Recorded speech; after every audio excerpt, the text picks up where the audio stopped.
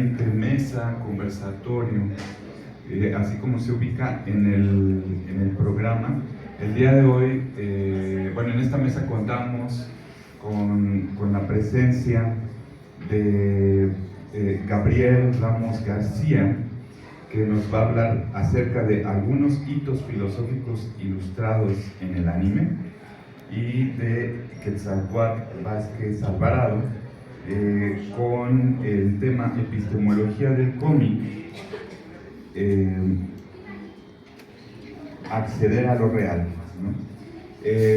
Nada más para mencionar brevemente un poco de nuestros colegas aquí participantes. Gabriel Ramos García es licenciada y maestra en filosofía, así como doctora en filosofía de la ciencia por la Universidad Autónoma de México.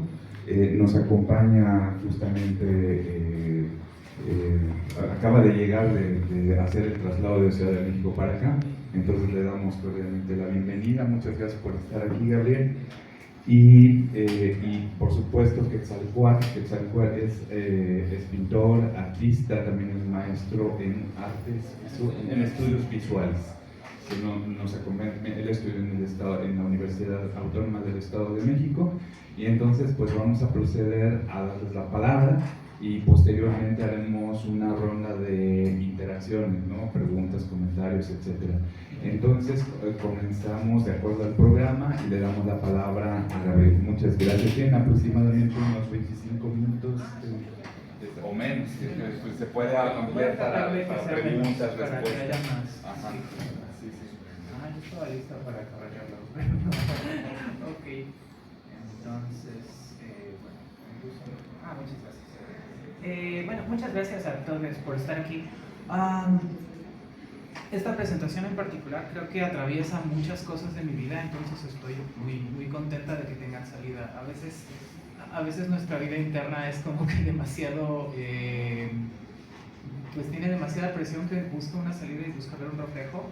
Y es hoy que venía en el camión que hablaba con una amiga con quien trabajo, le decía como, voy a la Universidad Autónoma de Guerrero, a la Facultad de Filosofía, a hablar sobre anime y filosofía. Me dice, ¿qué? Yo decía, sí, llevo mi cosplay, llevo mi cetro de Frieren y toda la cosa. Y me dice, güey, es que a veces pienso que estás loca, pienso que no es verdad las cosas que dices. Creo que estás haciendo, esto va como 2 renglones más allá de tu usual rebeldía de salirte del trabajo y hacer cosas así. Pero es muy importante que hagamos ese tipo de cosas. En el poco tiempo, hablando con las personas que he conocido de la UAGRO, me dicen como, bueno, no es tan grande el edificio de filosofía, no hay tanta matrícula, no hay tanto interés. Pero es importante entonces, y bueno, ¿por qué pasa esto? Pues por lo mismo que muchas decisiones prácticas que hay que tomar en la vida.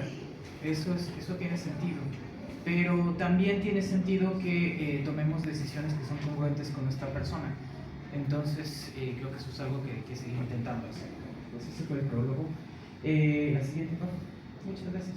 Entonces, hoy vamos a hablar de varias cosas que son preguntas que a pie y a nivel no académico se entienden como lo filosófico, pero también en lo sí académico se pueden entender como lo filosófico, porque las preguntas de la filosofía tienen que ver con respuestas en lo que no es ostensible, respuestas que no son unívocas y respuestas a las que si no llegaste por tu propia cuenta no son satisfactorias. Creo que eso es lo que es clave cuando hacemos filosofía o alguna de las formas de las humanidades, o cuando nos preguntamos algo con autenticidad. No tienes que ser de filosofía para eso. O sea, si tú no llegas a tu propia respuesta, entonces, aunque te lo digan, no es satisfactorio normalmente. Entonces, pues son varias de esas. Cómo sabemos cosas, por qué estamos aquí, quiénes somos, y por qué nos vemos obligadas a hacer algunas cosas en la vida, y cómo encontramos una solución para pues avanzar de una manera más afable. Siguiente, por favor. Entonces, un anime de 2006 que en su momento era como muy edgy y muy interesante era Death Note. Esta es la pregunta, ¿cómo sé cosas? Y la respuesta la da Bertrand Russell en Conocimiento Directo y Conocimiento por Inferencia. nosotras podemos saber cosas cuando las vemos ahí, cuando los sentidos nos permiten saber, ¿dónde está la Facultad de Filosofía del Agua? No, pues te vas todo derecho de esta calle y llegas así, o le preguntas a un taxista, o haces algo, pero puedes llegar, ¿no? Y dices, ok, yo ya sé llegar. Pero a veces no tenemos conocimiento directo, tenemos conocimiento por referencia. Sabemos cosas de lugares a los que nunca hemos ido, sabemos cosas de planetas en los que nunca ha estado nadie, sabemos cosas de objetos matemáticos a los que no tenemos acceso porque no existen en la realidad material. Entonces, ¿cómo sucede eso? La respuesta es pues por referencia. Y este anime me gusta mucho porque genera esa fantasía de la racionalidad y la lógica, la deducción y las inferencias, y monta un drama donde las personas están muy interesadas en saber cuál es la respuesta, qué es lo que sigue, y que les da suficiente ilusión, nos da suficiente ilusión de que podemos saber, pero en realidad nunca podemos saber nada. Es una historia muy bien contada porque si hubiera las premisas con información suficiente para saber lógicamente cuál es el desenlace, pues todos lo sabríamos desde el principio, pero no, te quita información, te esconde cosas, miente, y eso hace que te enganche hasta el final. Pero en el fondo lo que presenta además son estos personajes hiperracionales, y eso es visto como una virtud. El conocimiento, lo deductivo, lo demostrativo, parece que es algo a lo que se le sigue confiriendo valor, y a mí como profesora de lógica, que pues es lo que hago yo en realidad, siempre me fascina mucho cómo cuesta mucho trabajo que seamos conscientes de la importancia que tiene la lógica para nuestras vidas. Pero bueno, eso sería tema de otra presentación por completo. Podemos ir a la siguiente diapositiva. Entonces, ¿cómo sabemos cosas y qué cosas queremos saber? En 1995 aparece como un anime original, Neon Genesis Evangelion, cambiando muchas cosas en la forma en la que se producen los animes, en cuanto a la narrativa, también en cuanto a la forma de producción, pero también dejando una huella que pues no se termina. Son ya más de 20 años de la franquicia que sigue reinventándose, y que si bien tiene un final en 1997, tiene una reconstrucción que esta parte me encanta, porque por muchos años estuvo la discusión viva de si los rebuild de Evangelion, que son estas películas que empiezan a salir en la década de los 2010, eran una continuación o eran nada más una reinterpretación, como una reconstrucción con mejor animación. Y primero parecía que era lo segundo, que nada más estaban haciendo como que lo mismo pero con más recursos, y luego resultó que no, la historia era diferente. Y al final, de manera que a mí me parecía obvia, porque bueno, yo estuve en esa discusión en, digamos, 2020, entre 2020 y 2023 todavía estaba esa discusión vigente. Era como, esta es una historia que se cuenta varias veces a sí misma, incluso a través de distintos medios, del anime, del manga, que el manga se escribió después del anime, y de las películas. Y todos guardan una continuidad de problemas y fenómenos, y la pregunta central es, ¿quién soy yo? ¿Por qué estoy aquí? Cuando la gente se preguntaba, sobre todo de esta película, de The End of Evangelion de 1997, ¿qué significa el final de Evangelion? La respuesta es sencilla, es que tienes derecho a ser feliz. Sí, pero ¿cómo? Te llevaste ya ves. Eso es lo interesante. Es como, yo tengo derecho a ser feliz, pero eso toma más preguntas. Entonces, pasamos a la siguiente. Diapositiva. Por favor. Diapositivas. Gracias. Y pasa por la primera pregunta de todas. También en 1995 aparece esta cinta, Lost in the Shell. Lo que les decía, alguna vez estábamos leyendo con muchos tropiezos y con muchas dificultades el manifiesto Cyborg de Donna Haraway en 1985. Y el tema era como, es muy difícil de leer porque es un texto muy performativo, porque no es un tratado donde te digan, mira, hasta este enunciado de esto se sigue esto y el argumento va así. No, es un texto que correctamente te involucra como lector en algo que parece literario, que parece filosófico, que te confronta contigo y que es incómodo. Entonces, a mí me parece que una mejor forma de leer el manifiesto Cyborg es primero verse Ghost in the Shell, porque el tema es, ¿quién eres tú? Antes de si tienes derecho a ser feliz y todo lo demás. Y la respuesta me encanta, porque primero es el rechazo a la narrativa de que somos nuestra corporalidad. en 1995 eso pues parecía que era algo dicho como una locura o dicho como algo muy utópico, como que las personas pudieran reconfigurar su identidad y su corporalidad, pero en todos estos años lo hemos visto avanzar con mucha claridad. Nuestros cuerpos no son los mismos de manera necesaria que son los que se supone que tenían que ser cuando nacimos. Reemplazamos cosas de nuestros cuerpos se modifican, nuestra identidad se modifica. Entonces eso es bien interesante, porque la visión tradicional sexogenérica lo que te dice es, naces, tienes una configuración corporal, genética, identitaria, te tienes que vestir de cierta forma, le tienes que ir a un cierto equipo de fútbol y luego te reproduces y te mueres. Y lo que dice Donna Haraway es, no, yo puedo cambiar la configuración de mi cuerpo, puedo cambiar mi identidad, puedo avanzar, puedo retroceder, puedo no reproducirme, puedo hacer muchas cosas distintas porque yo solamente le debo cuentas a mi persona. Entonces esa es una primera clave. Cuando en el final de Evangelion Shinji dice, claro, yo soy yo merezco ser feliz, es como, a ver, ¿no te brincaste varias cosas, Shinji? ¿Por qué tienes ese derecho? El primer final de Evangelion es muy criticado por eso, porque se siente como un deus ex machina por dos razones, porque no había tiempo para el guión ni dinero para producir. Y por eso viene este otro trip de reconfigurar la franquicia durante 20 años. Pero esta pregunta, o más bien esta respuesta filosófica es, lo primero que tendrías que ver es que tu identidad no le debe nada a tu corporalidad, ni menos al entorno que te rodea. Entonces, por eso me parece que el Ghost in the Shell es clave junto con el manifiesto Cyborg de Donna Haraway. Siguiente, por favor. Gracias. Y entonces, ¿cuál es el impedimento para que seas feliz? Pues la realidad, que tienes que trabajar y que te enfrentas a un montón de cosas bien difíciles. Este anime me encanta, tal vez sea la recepcionista del gremio, pero venceré a cualquier jefe para salir a mi hora. Porque lo que representa es el absurdo en el que tenemos que vivir como personas queriéndonos ganar la vida. Y me encanta, la verdad, yo creo que es de mis animes favoritos del 2023, porque el personaje, Alina, todo lo que quiere es que poder hacer su trabajo, cobrar su salario y vivir en paz, pero no lo puede hacer. Entonces es el típico, ¿por qué? Porque tiene que hacer burocracia de los héroes que matan a monstruos en el pueblo donde vive, y la burocracia crece y crece y crece. Entonces, ¿cuál es la solución que encuentra para resolver la burocracia? Ir a hacer el trabajo ella. Y entonces te identificas de inmediato, es el quítate, yo lo hago. Así, y el asumo toda la carga del departamento porque nadie aquí quiere trabajar y nadie sabe lo que hace, y prefiero hacerlo yo a estar batallando con darles instrucciones y hacer las cosas 2 veces. Ya, váyanse, adiós.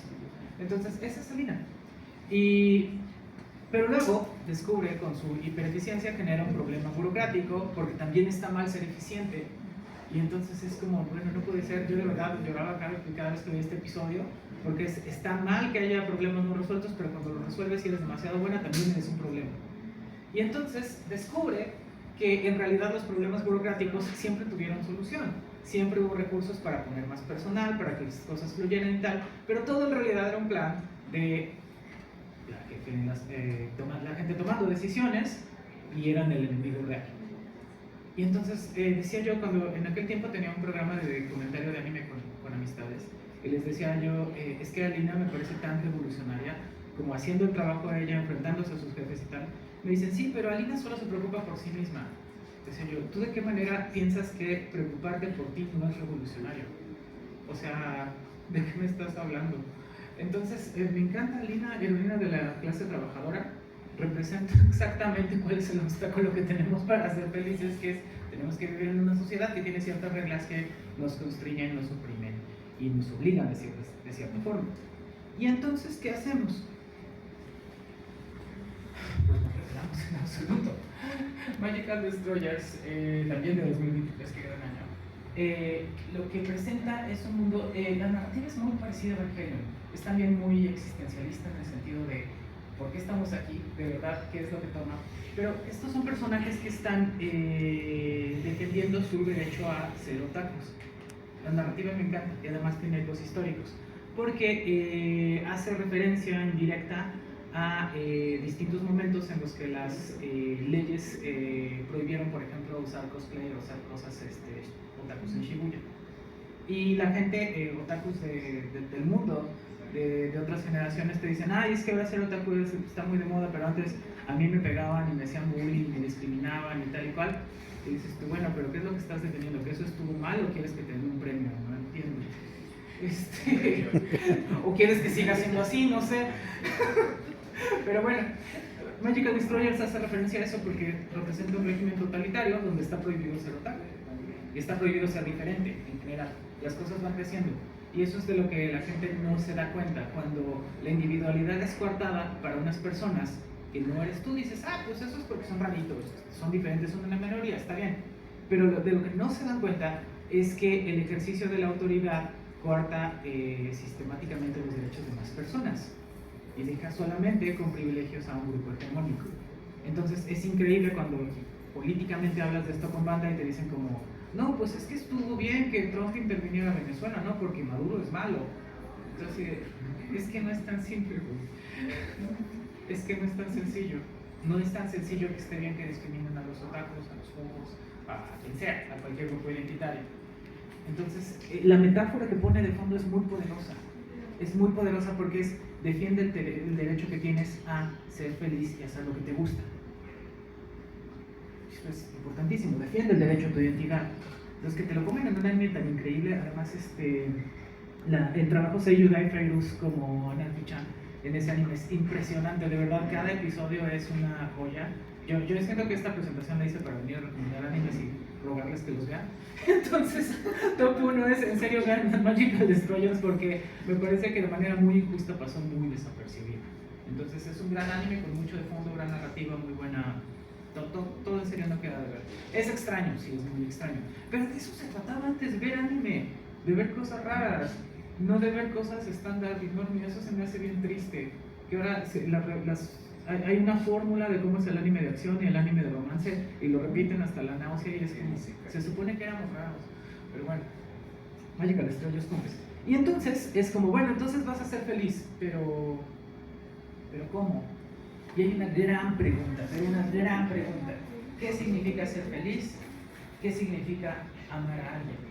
¿O qué significa amar a algo? Y entonces hay algo, yo creo que muy poético y correcto. Las personas que saben, pues saben que Nana, que se adaptó a anime en 2006, no está concluido como manga, la historia no está completa. Y yo pienso que la mangaka no tiene intención de completarla porque la respuesta es igual o tú. O sea, la pregunta es, a ver, tú, ¿qué significa amar a una persona o amar algo? Procurarlo, cuidarlo.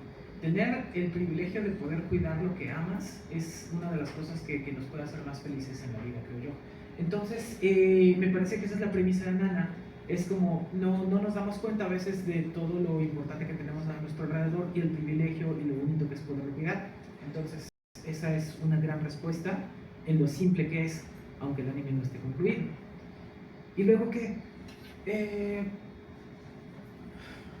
Luego están las cosas que nos impiden proteger lo que amamos. Y entonces nos salimos de la narrativa, porque ahorita yo ya hablé de la mangaka y hablamos de la gente que produce estas historias. Entonces no podemos hablar de anime sin hablar del medio y la sociedad a la que responden. A veces nos dicen, no, pero es que nosotros vemos anime como de rebote, porque en realidad son historias que están dirigidas solamente al público japonés. Y sí, de hecho últimamente hay la queja de los consumidores japoneses de que los animes se están occidentalizando y en consecuencia haciéndose triviales, tontos, repetitivos. Eso puede ser, pero eso no es el problema que me preocupa aquí. Shogakukan es una editorial de manga que recién estuvo en la controversia de que hay buena evidencia de que sabía que uno de sus mangakas había violentado de maneras aberrantes, horribles y reiteradas a una menor de edad. Y no solamente había escogido pues no hacer nada al respecto, había escogido cobijarlo, esconderlo. Y eso no es la primera vez que pasa. Si solamente pongo esta palabra es porque dices, bueno, eso es lo que pasó ahorita, pero eso pasa de siempre. Eso es sabido que está en el medio del anime, del manga, en el medio idol, por ejemplo, que es otro universo también muy complejo y turbio. Y el tema es, me encantan estas historias y me encanta ver mi vida reflejada en ellas, pero no puedo consumirlas sin observar que es un producto que atiende un mercado y que atiende a un tejido social que, aunque es remoto, también se acerca a nosotros, y tenemos que ser conscientes de eso y tenemos que decir eso. No podemos ser consumidores que no son críticos con lo que están consumiendo, porque te dicen, separa al autor de la obra, y es no. A ver, separa al autor de la obra funciona con Aristóteles, que era un racista que vivía hace 2000 años y que hizo cosas muy importantes, muy, muy importantes. Yo enseño lógica aristotélica todo, pero no por eso dejas de ver su trabajo de manera crítica. ¿Por qué podemos separar al autor de la obra con Aristóteles? Pues porque se murió hace 2000 años, o sea, no hay tema. Cuando hablas de Watsuki, el autor de Rurouni Kenshin, que directamente está... ¿por qué dieron con él y su mina de pornografía infantil? Pues porque una persona que tiene tanta pornografía infantil tiene que estar de alguna manera vinculada con los productores, y ese es un problema. Entonces dices, a ver, puedo separar al autor de la obra cuando el autor es polvo, no cuando es una persona que está todavía en el entramado del medio, y ese es el tema con Shakur Gakuen. Pero entonces, ¿qué hacemos? La diferencia. Erika Yoshida enfrentó muchas críticas y el infierno por su trabajo como guionista, no siendo fiel a la obra original. ¿Por qué? Porque Rochit Rock, que está acá en la viñeta, pues en su material fuente tenía mucho fanservice. ¿Qué es fanservice? Escenas donde las adolescentes están sexualizadas. Y Erika dice, no voy a revelar eso. No tengo por qué ser fiel a la obra. Yo quiero que el anime sea mejor que el manga. Entonces tomo esa decisión creativa y presento algo donde son vindicadas los personajes como chicas independientes, fuertes. Es un anime feminista, por decirlo menos. Entonces creo que eso es lo que hay que hacer, creo que eso es lo que toca. Y bueno, con todo lo bueno y lo malo que nos queda, después de tantos años de ver anime, de tantos años de hacer filosofía y de tantos años de enseñar lógica, creo que lo que he aprendido y que me gusta mucho de Robert Frieren, que está en emisión actualmente, que empezó en 2023, es que lo que tenemos que aprender es a disfrutar incluso nuestros problemas, disfrutar incluso lo malo que hay, disfrutar, bueno, la pasamos horrible en la oficina, pero tengo una amiga muy importante que me acompaña todos los días, ¿no? Estamos juntas en eso, y me puedo escapar al aguador a hablar de anime a la gente conmigo, soy de Frieren, y disfrutar todas las cosas que están en esa distinción. Creo que eso es de lo que se trata Frieren y lo que, pues, mi última recomendación y lo que les quería decir hoy. Y ya, creo que sí, muchas gracias.